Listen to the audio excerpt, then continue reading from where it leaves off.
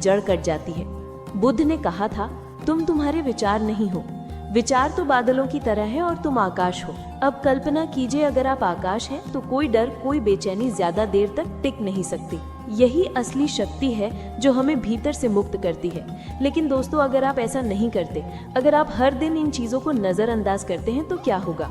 एक दिन ये छोटे छोटे बेचैनी बड़े रोगों में बदल जाएंगे। उच्च रक्तचाप, अवसाद, हृदय रोग, अनिद्रा, अकेलापन, रिश्तों में दूरी आदि। और इसके बाद हम सोचेंगे कि हमने कहाँ गलती की। समस्या तभी होती है जब हम अपने भीतर के हालचाल को समय रहते समझ नहीं पाते। अब बुद्ध की एक और अद्भुत उक्ति से इसे समझे। वो ये है कि तुम अपने मन को अच्छी तरह जानते हो, क्योंकि यह मन ही तुम्हारा सबसे बड़ा दुश्मन है और यही मन तुम्हारा सबसे बड़ा दोस्त है। पहला डर है अस्वीकृति का डर। बचपन से ही हमें सिखाया जाता है कि लोग कैसे सबसे महत्वपूर्ण हैं। इसलिए हम वो सारे कपड़े पहनते हैं जो दूसरों को पसंद आते हैं, और हम वो सारी बातें करते हैं जो दूसरों को ठीक लगती हैं। हम खुद को दूसरों की अपेक्षाओं के अनुसार ढालते हैं, और इस प्रयास में हम धीरे धीरे अपनी असली पहचान खो देते हैं। बुद्ध ने कहा था कि दूसरों की स्वीकृति की आकांक्षा मन को दास बना देती है। जो अपनी सच्चाई जानते हैं वही सच्चे अर्थों में स्वतंत्र है। इस डर से उबरने का तरीका है खुद को बिना शर्त स्वीकार करना। जब आप खुद को पूरी तरह से स्वीकार करेंगे तो आपको किसी और की हाँ या ना की जरूरत नहीं होगी, और तभी आप शांति से जीना शुरू करेंगे। दूसरा डर है भविष्य की चिंता। हर इंसान को ये डर होता है कि कल क्या होगा, अगर अपना काम खो जाए, अगर सारा पैसा खत्म हो जाए, तब परिवार का क्या होगा। ये विचार हमारे वर्तमान की शांति को नष्ट करते हैं। बुद्ध ने बहुत स्पष्ट रूप से कहा था कि भविष्य की चिंता मत करो। तुम्हारे पास जो वर्तमान में है वही सबसे बड़ा उपहार है। वर्तमान को समझो, यही समाधान है। अगर हम केवल वर्तमान क्षण पर, केवल एक सांस पर ध्यान केंद्रित करें तो हम देखेंगे कि डर का कोई ठोस आधार नहीं है। डर केवल कल्पना में रहता है, और अगर आप कल्पना को दूर करना चाहते हैं तो ध्यान को अपने जीवन का हिस्सा बनाना होगा। बुद्ध ध्यान को मन का स्नान कहते थे। ठीक वैसे ही जैसे आप हर दिन अपने शरीर को साफ करते हैं, वैसे ही ध्यान के माध्यम से हर दिन अपने मन को साफ करें। ये चिंता और बेचैनी का सबसे प्रभावी उपाय है। तीसरा डर है अकेले रहने का डर। लोगों में सबसे गहरा डर ये है कि वो शायद अकेले पड़ जाएंगे। इस डर के कारण हम गलत रिश्तों में फंसे रहते हैं, जहरीले लोगों के साथ समझौता करते हैं और खुद को भूल जाते हैं। बुद्ध ने कहा था कि अगर तुम अकेले रहना नहीं सीखते तो तुम कभी खुद को जान नहीं पाओगे। जिन्होंने अकेले रहने की कला में महारत हासिल की है, उन्होंने जीवन की गहराई को छुआ है। अकेलापन कोई अभिशाप नहीं है, ये ज्ञान प्राप्त करने का पहला दरवाजा है। जब आप अपने भीतर गहराई से डूबते हैं तो आपको एक गहरी चुप्पी मिलती है, लेकिन उस चुप्पी में आप अपने असली स्वरूप को खोजते हैं। चौथा डर है मृत्यु का डर। ये डर हर इंसान में चुपचाप बैठा रहता है। हम स्वीकार करें या ना करें, मृत्यु का डर हमारे सभी निर्णयों को प्रभावित करता है। हम इससे डरते हैं क्योंकि हम जानते हैं कि हम जीवित नहीं रह पाएंगे। बुद्ध ने इस बारे में एक बात बहुत सुंदर कही है कि मृत्यु का डर वे महसूस करते हैं जिन्होंने जीवन का कभी आनंद नहीं लिया। जो हर पल कॉन्शियस रूप से जी रहे हैं, उनके लिए मृत्यु अगला कदम है और इसका कोई अंत नहीं है। डर का इलाज है जीना, पूरी जागरूकता, पूरे प्यार, पूरे जुड़ाव के साथ जीवन जीना। हर दिन कुछ ऐसा करना जो अपनी आत्मा को हंसाए, तभी मृत्यु का डर गायब हो जाता है, क्योंकि तब जीवन अधूरा नहीं रहता। अब क्योंकि हम इन 4 डरों को पहचान चुके हैं, अस्वीकृति का डर, भविष्य के लिए बेचैनी,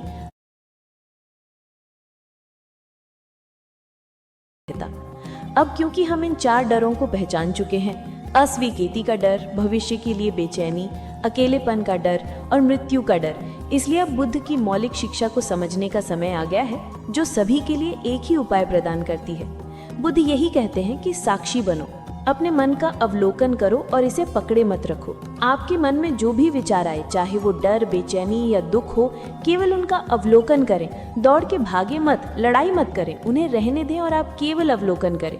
जैसे एक नदी बह रही है और आप किनारे पर खड़े होकर देख रहे हैं, आप देखेंगे कि धीरे धीरे वो सोच कमजोर हो जाएगी और फिर वो चली जाएगी। यहीं से मुक्ति शुरू होती है। अब अगले भाग में हम बुद्ध द्वारा दी गई ध्यान विधि के बारे में जानेंगे, जिसने हजारों लोगों को हमेशा के लिए डर, चिंता और बेचैनी से उभरने में मदद की है। इस विधि को समझने के बाद आप हर दिन खुद को कुछ हद तक मुक्त करना शुरू कर देंगे। बुद्ध ने जो ध्यान सिखाया था उसे विपश्यना कहा जाता है। ये मात्र जादू नहीं, बल्कि एक सरल, सीधा और वैज्ञानिक तरीका है जो आपके मन के सबसे गहरे स्थानों तक पहुंचता है। विपश्यना का अर्थ है जैसा है वैसा देखना, यानी कोई भावना संलग्न करने की जरूरत नहीं है। कोई डर नहीं, कोई आशा नहीं, कोई घृणा नहीं। आपको केवल खुद को अवलोकन करना है, आपके शरीर की हर हरकत, आपके मन की हर तरंग, आपकी सोच का हर पहलू। तो विपश्यना कैसे करेंगे? एक शांत जगह पर बैठें, आंखें बंद करें। अब अपनी सांसों पर ध्यान केंद्रित करें, केवल सांसों पर, कि ये अंदर जा रही हैं या बाहर आ रही हैं या नहीं। केवल इसका अवलोकन करें और कुछ मत करें। अपनी सांस को नियंत्रित ना करें, ना कोई मंत्र जाप करें, केवल देखें। और जब भी आपका ध्यान भटक जाए तो धीरे से इसे अपनी सांसों की ओर वापस लाएं। पहले ये कठिन होगा, आपका मन बहुत भटकेगा, लेकिन बुद्ध ने कहा है कि अपने मन को नियंत्रित करना जंगल के हाथी को वश में करने जैसा है। ये कठिन है लेकिन असंभव नहीं है। अगर आप हर दिन 10 मिनट के लिए भी इस ध्यान का अभ्यास करते हैं तो आपका अंतर धीरे धीरे बदलना शुरू हो जाएगा। आपकी डर, चिंता और बेचैनी धीरे धीरे कम होगी। लेकिन ऐसा क्यों होगा? क्योंकि पहली बार आप अपने मन से लड़ाई नहीं कर रहे, उसे भगाने की कोशिश नहीं कर रहे, बल्कि केवल स्थिर होकर बैठे हैं। बुद्ध ने कहा है कि अपने डर, चिंता और बेचैनी से जितना भागना चाहोगे उतना ही तुम इनमें उलझ जाओगे, और जितना ज्यादा अवलोकन करोगे उतना ही तुम उजागर होगे। विपश्यना में हम इन सब से भागते नहीं हैं, हम केवल एक विराम लेते हैं, और ये विराम सबसे बड़ी शक्ति बन जाता है। जब आप अपने मन का अवलोकन करना शुरू करते हैं तो डर पिघलना शुरू हो जाता है। जब आप भीतर से अपने मन का अवलोकन करना शुरू करते हैं तो आप देखते हैं कि डर कैसे उत्पन्न होता है, कैसे वो बढ़ता है और कैसे वो गायब हो जाता है। डर स्थायी नहीं है, बेचैनी स्थायी नहीं है, आपका मन हर पल बदलता है। तो जो हर पल बदल रहा है, क्या वो वाकई आपका है? क्या वो आपको पकड़ सकता है? बुद्ध ने कहा है कि जो परिवर्तनशील है वो तुम नहीं हो, तुम केवल प्रेक्षक हो। तुम केवल शांत, अटल और साक्षी के रूप में रहो। आज ही एक छोटा सा अभ्यास शुरू करो। जब भी तुम डर या बेचैनी महसूस करो, तुम्हें कुछ भी नहीं करना है, बस 5 मिनट बैठो और अपनी सांसों पर ध्यान दो। कोई प्रश्न मत पूछो, कोई समाधान भी मत खोजो, बस देखो। तुम देखोगे कि जो डर तुम्हें निगल रहा था अब वो कम लग रहा है। जो बेचैनी अनावश्यक रूप से बढ़ रही थी वो अब शांत हो रही है। ये बुद्ध का सबसे बड़ा इंकलाब था। मुक्ति भीतर ही निहित है, बाहर नहीं, और ध्यान उस आंतरिक सत्ता की सीढ़ी है।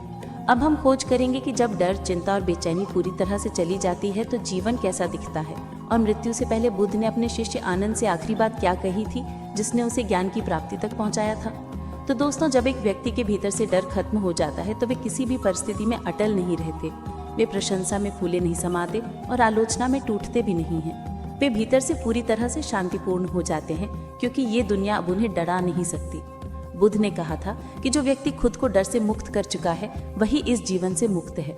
जो व्यक्ति ऐसा बन जाता है उसका जीवन बाहरी बातों पर निर्भर नहीं करता।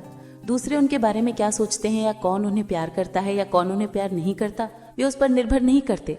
वे अपने भीतर प्यार और चुप्पी के द्वारा जीते हैं। अब आइए उस आखिरी बातचीत के बारे में जान लेते हैं। बुद्ध जब मृत्युशैया पर थे तब उनके सबसे करीबी शिष्य आनंद रो रहे थे और वो कांपते हुए स्वर में कहते हैं, प्रभु जब आप नहीं होंगे तो हम किसके पास मार्गदर्शन के लिए जाएंगे? बुद्ध ने उनकी तरफ देखा और मुस्कुराए और ये आखिरी वाक्य कहा कि स्वयं अपने दीपक बनो। इस शब्द का गहरा शिक्षा ये है कि कोई और तुम्हारा अंधेरा दूर नहीं कर सकता, तुम्हें ही वो दीपक बनना होगा जो सबसे पहले तुम्हारे अपने अंधेरे को प्रकाशित करता है। कोई गुरु, कोई किताब, कोई बाहरी समाधान हमेशा तुम्हारे साथ नहीं रहेगा, लेकिन अगर तुम अपने मन को समझ सकते हो, अपने डर को देख सकते हो और अपने भीतर के द्वंद्व को शांत कर सकते हो तो यही जीवन तुम्हारा गुरुकुल बन जाएगा। तो दोस्तों, आशा करता हूँ कि इस वीडियो से आपने बहुत कुछ सीखा होगा। अगर वीडियो वाकई शिक्षाप्रद लगा हो तो कृपया लाइक और शेयर जरूर करें, और अगर इस तरह के और शिक्षाप्रद वीडियो पाना चाहते हैं तो हमारे इस चैनल को जरूर सब्सक्राइब कर लें।